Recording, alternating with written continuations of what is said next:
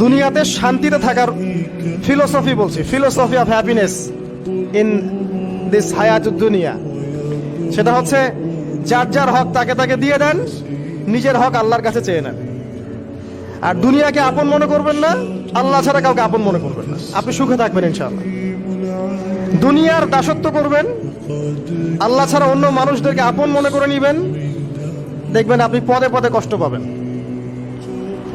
কারো কাছে আশা করেন না, কষ্ট পাবেন না। আমি এই প্রসঙ্গে কথাগুলো বললাম যে দুনিয়াকে আপন মনে করতে নাই, আর আল্লাহকে আপন মনে করতে হয়।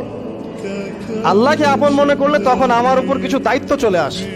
কি দায়িত্ব?